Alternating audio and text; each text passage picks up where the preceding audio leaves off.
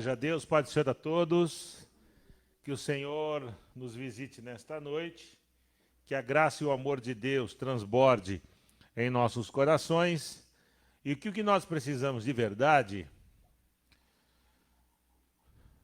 é da graça de Deus, né? A gente eu ouvi esses dias e tenho ouvido com alguma frequência que milagre é uma coisa difícil. Bom, depende, né? Depende do que a gente espera. Se você espera mar vermelho, bom, isso não vai acontecer, já aconteceu. Se você espera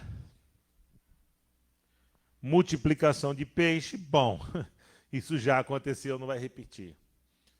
Se você espera ser chamado para fazer parte dos 12 apóstolos, bom, isso não vai acontecer, já aconteceu. Nós precisamos sair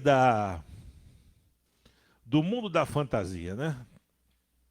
Imaginação, é óbvio, quem é nascido do alto, diz Paulo em Colossenses 3, deve pensar nas coisas do alto. Então nós imaginamos o céu, mas fantasia não. Fantasia não. Mas antes de entrarmos no nosso texto, que é Romanos capítulo 8, nós vamos falar um pouco sobre vida cristã em profundidade, né? Salvação, libertação e essas coisas que de fato nos interessa. Eu quero fazer um breve desabafo. Dificilmente eu faço isso, mas hoje eu preciso fazer um desabafo. Tem um texto bíblico que fala assim, ó, sede agradecidos, sede agradecidos. Eu não consigo me lembrar agora, e estamos, as pessoas que estão aqui comigo nesta noite, aqui na rua Marsanjara e Calopes, 121, me conhece, sabe que eu assumo minhas responsabilidades e quando erro eu assumo publicamente, mas eu não consigo me lembrar agora, num passado recente, e quando eu falo recente é de 10 anos para cá, alguém que eu deixei de agradecer, ou alguém que fez um favor para mim espontaneamente, ou solicitado, e eu deixei de agradecer. Eu não consigo me lembrar. Não consigo. Talvez pode ter acontecido, mas eu não consigo me lembrar. Mas eu consigo me lembrar de várias pessoas que ajudei nesses últimos 10 anos e não foram agradecidas. Esse é o meu desabafo. Esse é o meu desabafo. Só isso. Então, o texto bíblico é claro. Sede agradecidos. Sede agradecidos. Nós temos, sou grato a Deus, sou grato ao irmão Vanderlei, sempre que eu preciso dele, ele está aqui. Vanderlei, eu sei mexer com rede elétrica, mas eu estou com sobrepeso, eu tenho medo da escada, eu falo, Vanderlei, pode me ajudar, evangelista Vanderlei. Ele larga os seus afazeres e vem me ajudar. Não tem como eu não ser agradecido. Então, quando ele me pede alguma coisa, opa, vamos lá. Agora, muitas pessoas foram embora, missionária nele, pastor evangelista Vanderlei, porque são ingratos. Ingratos. Ingratos. Tá bom? Só isso. Vamos para o texto, né? E que Deus cuida de cada um de nós. Deus cuida de cada um de nós. Eu não fico triste dos ingratos, missionária Neide e evangelista Vanderlei, e você que nos assiste ou nos assistirá. Sabe por quê? Porque, de acordo com a lei mosaica, leproso não podia ficar na cidade. Era do lado de fora, chamado Vale dos Leprosos. E Jesus vai até eles. Ou você que nos assiste acha que tinha 10 leprosos na pracinha de Jerusalém jogando dominó na praça? Não tinha. Né? Não tinha. Então Jesus foi até o Vale dos Leprosos e encontrou 10 leprosos. E ele curou os 10 leprosos. Quantos voltaram para agradecer? Um só. E não era judeu. Então eu não fico triste. A gente fica chateado às vezes. Poxa, né? Poxa. Então assim, está tudo certo. A gente estende a mão. A gente ajuda. Mas os leprosos, ele aqui, ele falará sobre isso. E de certa forma, hoje, os meus irmãos têm todo esse viés, esse direcionamento que é sobre espiritualidade, vida cristã e espiritualidade. E agora, olha o que Jesus diz sobre vida cristã, espiritualidade, em Romanos capítulo 8. Ó, agora, Neide, vamos à aulinha de língua portuguesa, é advérbio de tempo. Presente, passado ou futuro? Bom, passado já foi, o futuro, eu não sei o que há de vir, a gente se prepara, a gente, né, tem uma certa expectativa, mas ele não existe ainda. O que existe de fato, se é que existe, é um eterno presente, né? E o presente de um segundo atrás já é passado, então já é muito louco essa ideia de tempo, mas enfim, não vou falar sobre isso não. Mas vamos ficar aqui, ó. Agora, advérbio de tempo. Agora, nesse exato momento, irmãos que nos assistem, minha mãe, Dona Nair, lá em Barretos, meus irmãos em Cristo, você que nos assiste ou nos assistirá, os irmãos que estão aqui, aqueles que estão conosco, ó, agora, nesse exato momento, ou no exato momento em que você assistir essa preleção, nenhuma condenação há para os que estão em Cristo Jesus. O que me alegra, né, eu fiz um desabafo, coisa de 3 minutos, 5 minutos, o que me alegra é o seguinte, irmã Neide. O meu alvo, como diz o escritor, é Cristo. Meu Deus do céu, imagine-se, evangelista Vanderlei, você sendo um dos auxiliares de Moisés. Imagine você sendo, no tempo, né? É só uma imaginação, nada de fantasia. Imagine sendo auxiliar de Josué. Imagine, irmã Neide, se você pudesse viajar no tempo, sendo auxiliar de Esdras, de Neemias. Quando termina o livro de Neemias, ele faz oração: Senhor, lembra de mim nesse particular. Zeloso, olha, Senhor, lembra-te de mim nisso também. Não é fácil, irmãos. Não é fácil. Não é fácil. Neemias, pobre Neemias, ele fez o que fez. Esdras, né? O trabalho dele é sequência do trabalho de Esdras. Esdras reergue o templo, Neemias reergue o muro. É simultâneo, quase simultâneo. Trabalham no mesmo período. Em algum momento eles se cruzam, né? O caminho de ambos. Mas enquanto um trabalhava na reconstrução do templo em cima dos mesmos alicerces, né? Assim que terminou, Neemias reconstrói o muro. E tem toda uma problemática. E o povo, evangelista Vanderlei, o povo já tinha dado trabalho para Esdras. Esdras fez reuniões, fez votos, fez assembleias, irmã Neide. E quando chegou, não vai se falar, passou 100 anos? 10 anos. Aproximadamente 10 anos. O mesmo trabalho que deram a Esdras, deram a Neemias. Perda de santidade, comportamento inconveniente, inadequado. Não, a guarda do sábado, né, que era o dia santificado dos judeus, igualzinho. Aí Neemias é interessante que ele fala: Senhor, lembra-te de mim. Ele foi um pouco mais drástico no último capítulo, se eu não me engano, no capítulo 13 de Neemias, ele foi um pouco mais drástico que Jesus. Jesus chegou lá e chutou os baldes, soltou as rolinhas, né, e tal. Neemias pegou o pessoal e bateu. Bateu, Neide. Está escrito que assim, ele espancou um, arrancou o cabelo de outro e falou: olha, faz direito. Então, quando a gente vê Jesus se comportando daquele jeito no templo, é porque existe uma base veterotestamentária no Antigo Testamento. Então, quando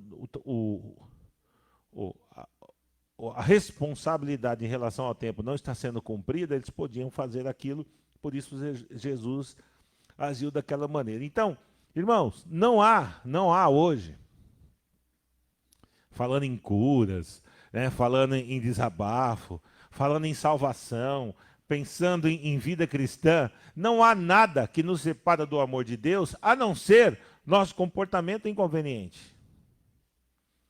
Nenhuma condenação há para quem? Para aqueles que estão em Cristo Jesus. E quem é que está em Cristo Jesus? Aqueles que seguem o modelo de Cristo Jesus. É grato, é solícito, se coloca no lugar do outro. Quando levaram a mulher foi pega em flagrante de adultério, a famosa Maria de Magdala, ou Maria Madalena, né? Foi pega em flagrante de adultério. Jesus olha e voltou a fazer o que estava fazendo. E aí, Rabi?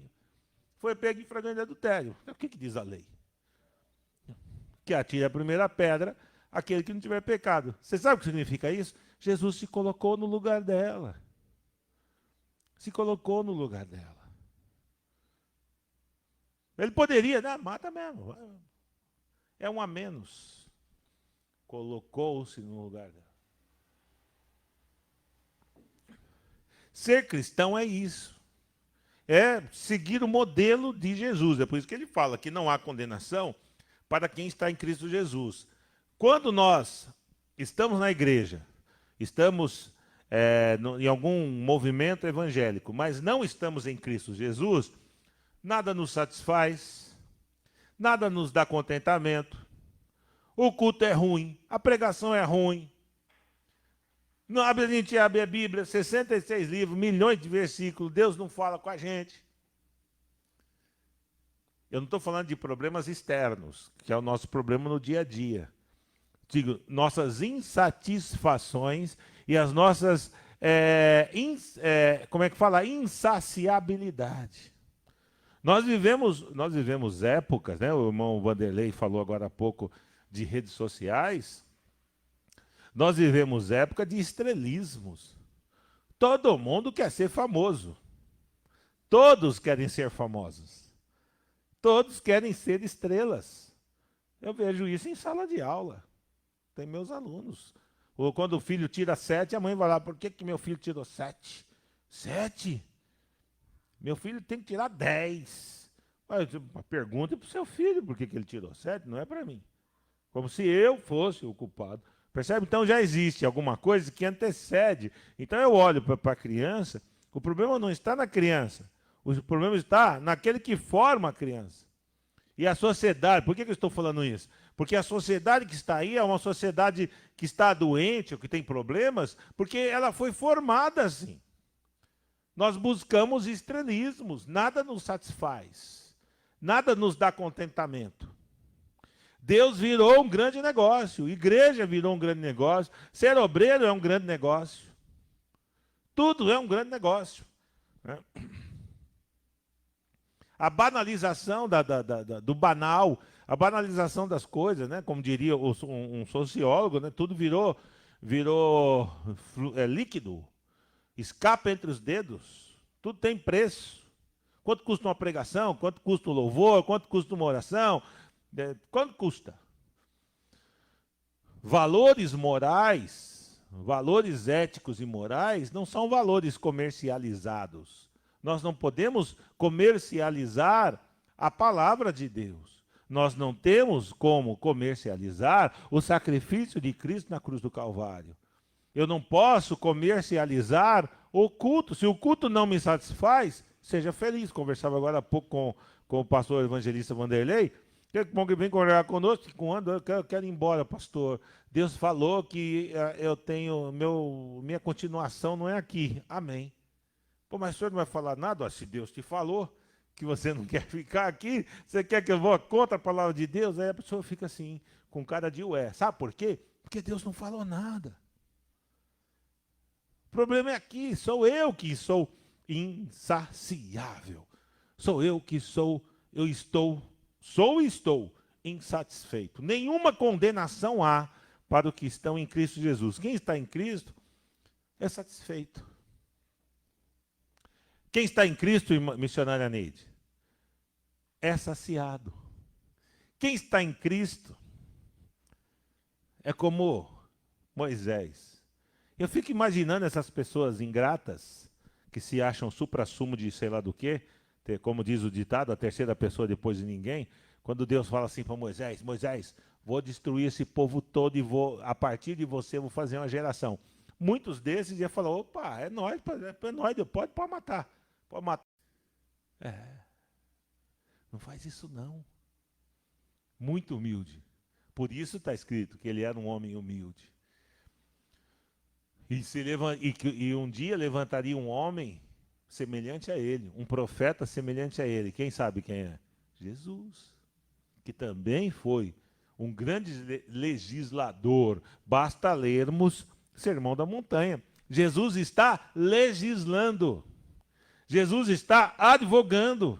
Jesus está construindo parâmetros, paradigmas, direcionamento, norteando quem pode entrar no reino de Deus, dando resposta para o Salmo 15. Quem entrará na sua tenda? Basta ler o Sermão da Montanha, está ali. Ele pega a lei mosaica, ele não altera nada, ele só interpreta. Então Jesus legisla, Jesus advoga. Então nenhuma condenação há.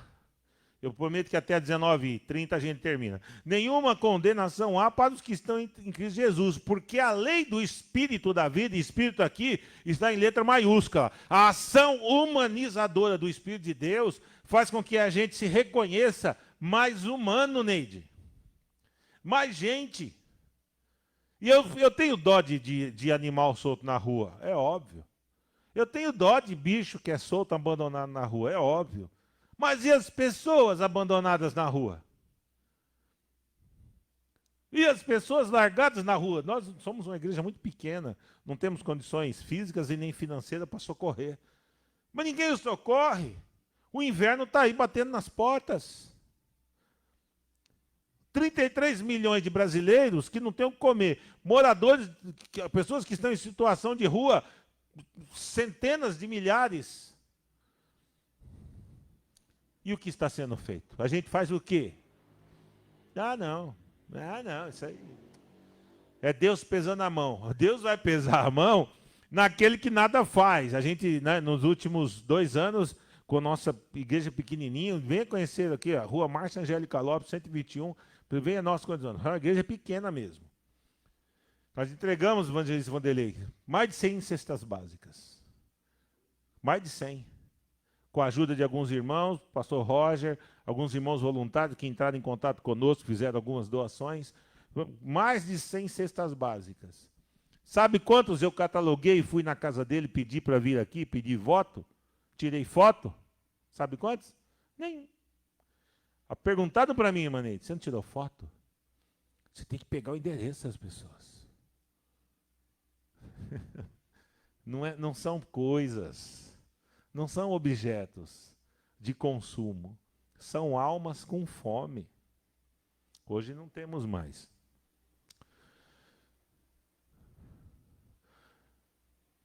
Porque a lei do Espírito da vida em Cristo Jesus te livrou da lei do pecado e da morte. Que lei é essa, Ney, do pecado e da morte? Vamos continuar? Porquanto que for impossível a lei, no que estava enfermo pela carne, ó a dica, ó a pista, você que nos assiste. A lei do pecado e da morte contaminou a lei estava enferma pela carne. Carne aqui, missionária Neide, são nossas emoções.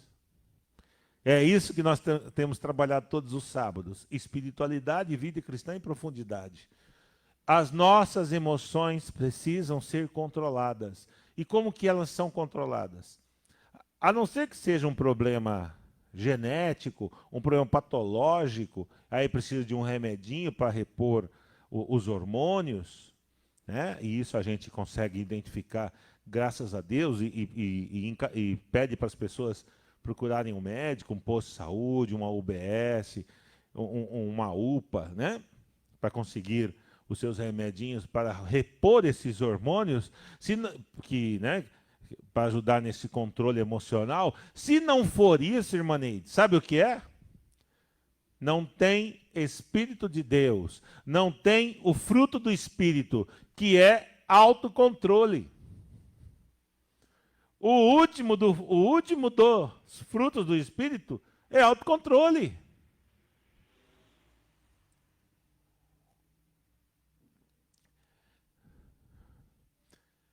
A lei estava enferma pelo descontrole. Basta ler, se não, salvo engano, eu posso estar enganado, eu espero que não esteja.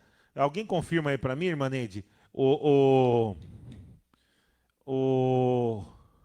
Pode deixar que eu veja aqui. Provérbios 7. Provérbios 7, acho que é isso mesmo. Provérbios 7, deixa eu confirmar aqui. É isso mesmo, vou ler para você que nos assiste. Olha como a lei estava contaminada, Neide, enferma pela carne, pelas emoções, pelo descontrole. Filho meu, guarda as minhas palavras e conserva dentro de ti os meus mandamentos. Guarda os meus mandamentos e vive. E a minha lei como a menina dos teus olhos. Ata-os aos dedos, escreve-os na tábua do teu coração. Dize a sabedoria, tu és minha irmã, e ao entendimento chama teu parente. Olha o que ele está falando, olha. Leia a palavra, leia os mandamentos. Medite na palavra, medite nos mandamentos. É isso que ele está falando. Para que você tenha vida, tenha sabedoria, tenha entendimento. É isso que ele está falando. Vamos continuar? Verso 5. Para te guardares da mulher alheia, da estranha que lisonjeia com palavras. Aí ele vem, olha que interessante. Por que, verso 6 do capítulo 7 de Provérbios, por que da janela da minha casa, por minhas grades, olhando eu, vi entre os simples. Quem é simples aqui, irmã Neide? As pessoas comuns. As pessoas do nosso dia a dia. Né? O transeunte. A pessoa que está indo e que está vindo. Descobri entre os jovens um que era carente de juízo. Que ia e vinha pela rua, junto à esquina da mulher estranha, em busca de uma prostituta. E seguia o caminho da sua casa. À tarde do dia, no crepúsculo, na escuridão da noite, nas trevas. Eis que a mulher lhe sai ao encontro. Olha como a lei estava contaminada pela carne, Neide. Olha como a lei mosaica, pura e santa, estava contaminada. Eis que a mulher lhe sai ao encontro com vestes de prostituta. Por quê? Porque ela era casada. Olha o texto. Astuta de coração. Aproximou-se, e apaixonada e inquieta. Apaixonada, o que é apaixonado? Descontrolado emocionalmente. Eu acho muito estranho quando alguém fala, eu estou apaixonada por Jesus. Eu acho muito esquisito. Eu não estou apaixonado por Jesus, eu amo Jesus. Eu adoro Jesus. Eu me envolvo com Jesus. Eu amo a causa da igreja. Eu estou envolvido com a causa da igreja. Mas não apaixonado, porque apaixonado é descontrole. Olha, essa mulher, ela é casada, irmã Neide. E ela usa vestes de prostituta. E ela o quê? Apaixonada e inquieta, cujos pés não param em casa. Verso 12. Ora está nas ruas, ora nas praças, espreitando por todos os cantos. Aproximou-se dele e o beijou. E de cara impudente lhe diz. Olha o verso 14, que mostra a doença. Sacrifícios pacíficos tinha eu de oferecer. Paguei hoje os meus votos. Por isso saí ao teu encontro. A buscar-te e te achei. Já cobri de colchas a minha cama, e de linho fino do Egito, de várias cores. Já perfumei o meu leito com mirra, aloés e cinamomo. Vem, embriaguemo-nos com as delícias de amor até pela manhã. Gozemos amores, porque o meu marido não está em casa. Saiu de viagem para longe. Mas atente-se para o verso 14. Ela fez o sacrifício pacífico. Ela já estava, opa, já estou perdoada. Agora eu posso pecar de novo. Entenderam? É isso que Paulo está dizendo aqui. A lei estava enferma pela carne, pelo descontrole. O Espírito de Deus restaura esse controle. O Espírito de Deus preenche o nosso ser e nos coloca de novo no centro da nossa inteligência, da nossa capacidade de discernirmos o que é certo, o que não é certo. Eu disse agora há pouco, e vou repetir, a não ser, é claro, que tenhamos um problema na nossa psique. Aí é necessário buscarmos um médico, né, um psicólogo, para tomar um remedinho e repor esses hormônios para que a nossa mente fique tranquila novamente. Tirando isso, que aí isso também pode ser curado com milagre, eu creio.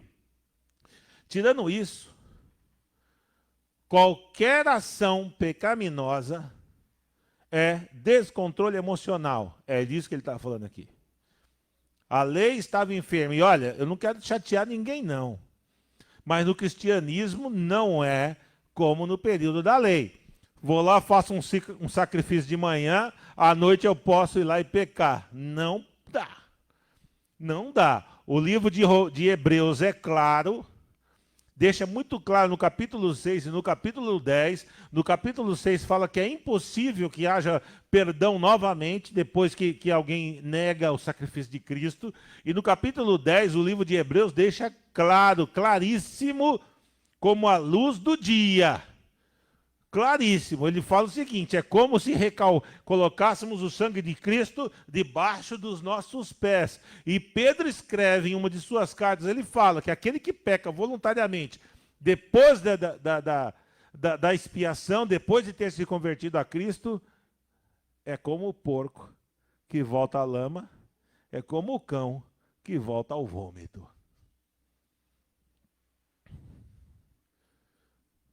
A palavra está pesada hoje? Está difícil? Mas isso é para aqueles que não têm controle, para aqueles que não sabem controlar a sua vida. Cura interior, meus irmãos, é estarmos em Cristo, é termos satisfação pelo que temos. Sou casado há 31 anos, sou feliz pra caramba. Minha mulher fez um almocinho hoje, né? Mano, fez um almoço para mim hoje, rapaz, que comida da hora. Eu ajudei ela lá um pouco, mas quase nada, a maior parte foi ela que fez. Paulo fala, irmã Neide, ele escreve o seguinte, tendo o que comer e o que vestir, estejais satisfeitos. Em outro momento ele fala, olha, sei viver com muito, sei viver com pouco. Satisfação. Quem tem Cristo é satisfeito. Agora, se eu acho, se eu penso, se eu entendo que por estar desempregado, por estar doente, por sei lá o quê, Deus não está comigo, e a culpa é da igreja, a culpa é do pastor, a culpa é do evangelista, a culpa é da missionária Neide, não é. A culpa é individual de cada um de nós. É muito claro, é bom ler a Bíblia de vez em quando, né? Olha o que o profeta diz. Do que queixa o homem? A não ser dos seus próprios pecados. Do que se queixa o homem? A não ser dos seus próprios pecados. Vamos caminhar, eu falei que ia terminar até 19h30. Talvez eu passe uns 55 minutos. Ops, tá uns 5 minutinhos, né? Olha o que ele diz, vamos lá. Porquanto que for impossível a lei, que no que estava enferma pela carne, isso fez Deus enviando no seu próprio Filho, em semelhança de carne pecaminosa. Louvado seja o nome de Jesus. Ainda bem, Jesus parecia com a gente, Neide. Jesus tinha suas dores, Neide. Sabia? Jesus teve todos os problemas que nós temos. Todas as agruras. Teve fome. Estou com fome. Quando ele ressuscita, ele ficou 3 dias. Ele ressuscita com fome. Ele fala, estou com fome. Como é que alguém, em sã consciência, pode ser tão tolo,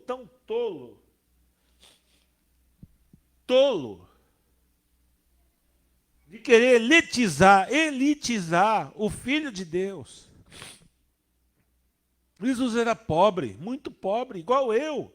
Se Jesus viesse hoje, nascesse no Brasil, ele ia morar no CDHU, ou ele ia morar aqui na Zona Leste, na cidade de Tiradentes.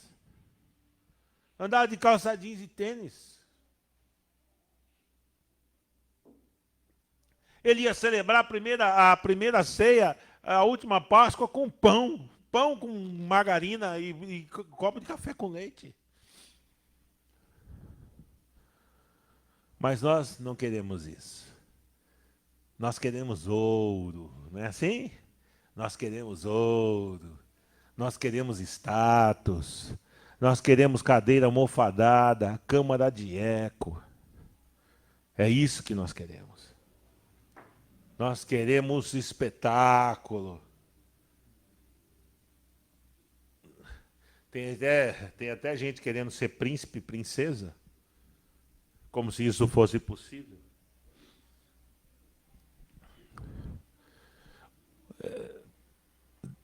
Essa coisa de príncipe e princesa é uma ironia, sabia, evangelista Vanderlei? É uma ironia. Sabia, missionária Neide? Você que nos assiste, nos assistirá, aprenda essa lição. E quem está falando aqui é o professor, é o pastor e professor Edson.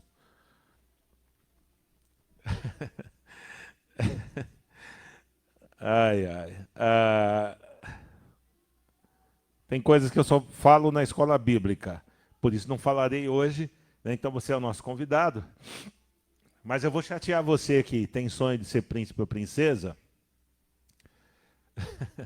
que Deus usa dessa ironia ao colocar a família de Davi como família real. O primeiro rei de Israel, quem lembra? Você que está nos assistindo, levantou a mão. Você aí que levantou a mão. Você lembra, Vanderlei?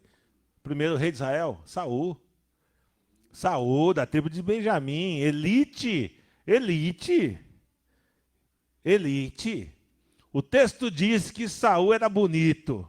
Era um homem alto, se destacava na multidão. Só a única coisa boa de Saul é isso, que ele era bonito, irmã Neide. Se destacava na multidão. Diz que quando ele estava na multidão, assim, ele destacava assim, todo mundo tem uma estatura mais ou menos normal, era um pouco mais alto, e todo mundo via um pedaço do tronco dele e a cabeça. Olha lá, Saul, que homem bonito. Olha que homem bonito. Rico. Elite. Primeiro rei de Israel.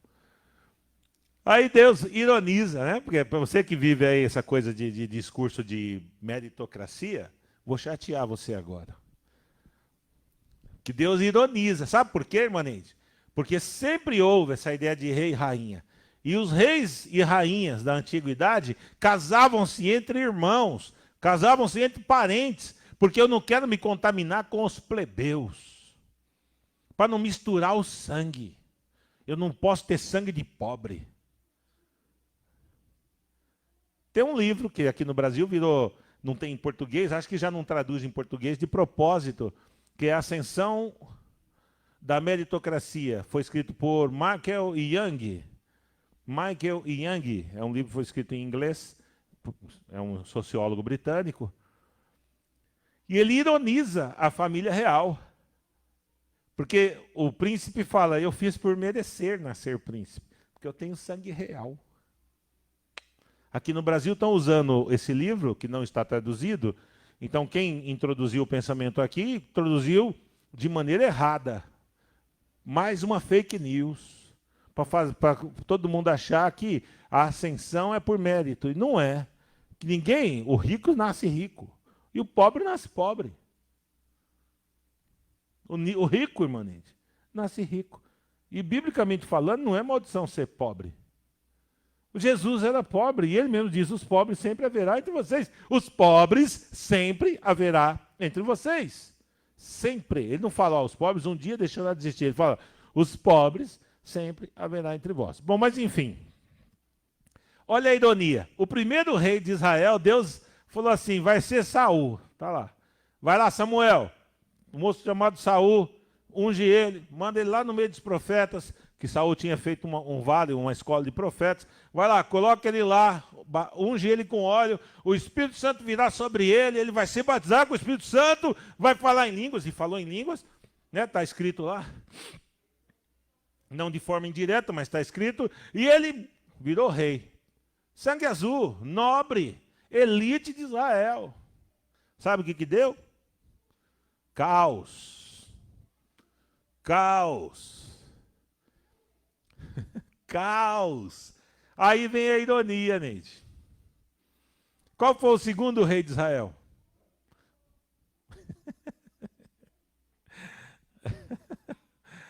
Ai, ai. Davi. Sabe, era filho de quem? Jessé. Pobre. Pobre. Fedido. Pastor, fedido, porque não tinha água. Você pensa que tinha chuveiro lá naquela região da Palestina ali, para eles tomar banho que nem a gente toma aqui no Brasil? Tinha chuveiro, não. Mal cheiroso. Tanto que Samuel, quando vai lá ungir o rei, Samuel, hein? Não estão falando de qualquer profeta, não. Estão falando de Samuel. Quando Samuel vai lá ungir, quando ele vê os irmãos de Davi entrando, pô, esse bonitão aí, 1,80 m, forte, bonito. Não, não, não, não. Aí Deus fala para ele, Deus fala para Samuel, você enxerga com os olhos da carne, mas eu enxergo o interior. Jesus fala isso no Novo Testamento. Quando os fariseus reclamavam que os discípulos comiam sem lavar a mão, ele fala, o que mata não é o que está aqui, é o que está aqui. Não é o que por fora, é o que sai. Não é o exterior do copo. Um dia eu fui na casa da irmã Quitéria, falecida irmã Quitéria, uma benção. Muito velhinha já, o fundo do copo dela aqui, todo embolorado, por fora. Eu falei, estou com sede, irmã Quitéria. Ela me deu um copo americano, no fundo dele todo embolorado, por fora, mas por dentro limpinho. Eu tomei a água do copo da irmã Quitéria. 1997, 1998. O que mata não é o que está fora, mas é o que está dentro, principalmente os maus agradecidos. E para a gente encerrar, a ironia foi que a família real era pobre. A partir de agora, Davi é o rei. Qual é o mérito que ele teve de nascer rico? A ironia está na salvação que nos está proposta. Não há condenação para quem está em Cristo Jesus, que era pobre. Não há condenação para quem está em Cristo Jesus, que era de origem humilde. Quando ele nasceu, ele veio de onde? Ele veio de Nazaré. Mas o que tem lá em Nazaré? O que pode vir de bom de Nazaré? O que pode vir de bom da Zona Leste, Maneide? O que pode vir de bom de Ferraz? O que pode ter de bom em Guaianazes, na cidade de Tiradentes? Em Taipas, em Caieiras. O que pode ter de bom na cidade de Dutra, Zona Sul? O que pode ter de bom? Só tem pobre. O que pode ter de bom é a ação humanizadora do Espírito Santo de Deus, salvando e libertando em nome de Cristo Jesus. Pois quem está em Cristo, nenhuma condenação há. Nós passamos a fazer parte da família real, porque a partir do momento da conversão, nós somos irmãos em Cristo. Somos irmãos em Cristo. E Deus é o soberano Senhor, Criador dos céus e da terra e de tudo que há. Dá-nos, ó Deus, como diz os apóstolos, intrepidez para pregar a tua palavra. Tira o medo do nosso coração.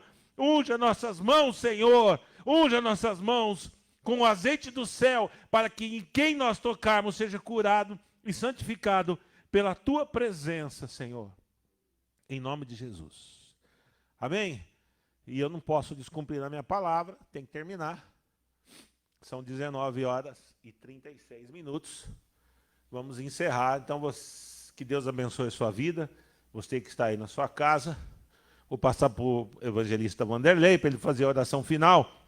E você que nos assiste ou nos assistirá, tenha certeza, o Espírito de Deus vai te visitar nesta noite. Já tem te visitado e vai te visitar mais ainda. tenha fé, não perca as esperanças, tá bom? A dificuldade dura uma noite, mas a alegria vem pela manhã, e pela manhã bem cedo. Sabe o que significa esse salmo? Sabe o que significa? A brevidade da dor. Porque Deus é eterno, a dor não, a dor passa. Em nome de Jesus. Receba a paz do Senhor, seu irmão em Cristo, evangelista Wanderley. Você é o nosso convidado para no próximo sábado, às 19 horas, nossa escola bíblica. Louvado seja o santo nome do Senhor. Me fez muito lembrar, a palavra muito boa. Me fez muito me lembrar, assim que conheci um tempo o nosso pastor Faustino, ele pregou uma palavra e foi muito incisivo em cima daquilo. Sabe quando você está acostumado só com doce? Você está acostumado só com palavrinha de ajuda de ego e tal. E nesse dia, o pastor Faustino ele foi bastante incisivo, né? E aí eu falei assim, ei pastor, aí eu na minha simplicidade, né, eu falei, sei lá no começo da minha fé, eu falei assim, pastor, mas hoje Deus bateu, né, e tal. Ele virou assim para mim, com uma cara de brabo, falou assim, olha, Deus não bate, Deus ensina. Aprenda isso e parem de falar que Deus bateu. Falei, amém, pastor, amém, glória a Deus. O culto que a gente espera é esse. Ouvir Deus falar e ponto. Ah, mas muito duro nada, irmão. Se fosse assim, Paulo não teria pregado, Pedro não teria pregado. A palavra é essa e ponto final. E que Deus abençoe a nossa vida. Que Deus continue abençoando o nosso pastor Edson, a nossa irmã Neide, os irmãos que deixaram de vir, os irmãos que vêm, os irmãos que não estão aqui. Que Deus continue abençoando a vida de cada um. E que o nome do Senhor Jesus seja glorificado sempre. Amém? Oremos. Senhor Deus e Pai, Deus de poder, Deus de vida e Deus de glória. Que o teu nome, Senhor, seja glorificado, que o teu nome seja exaltado para todos sempre. Fica conosco, Senhor, meu Deus, e abençoe a nossa vida. Abençoe a nossa ida, assim como nos trouxe, Senhor, nos leve em paz para o nosso lar, nos proteja, nos livra, guia a nossa vida, Senhor, nos direciona, Senhor, meu Deus amado do Senhor, para o caminho que é Cristo. Que o teu nome seja glorificado. Todos aqueles que ouviram a tua palavra, Senhor Deus amado do Senhor, venha fazer uma reflexão da vida, no nome do Senhor Jesus. Que diremos, pois, à vista dessas coisas? Se Deus é por nós, quem será contra nós? Mas graças a Deus que nos dá a vitória, por nosso Senhor e Salvador, Jesus Cristo. Maranata, ora vem Senhor Jesus. Glória a Deus. Está terminado.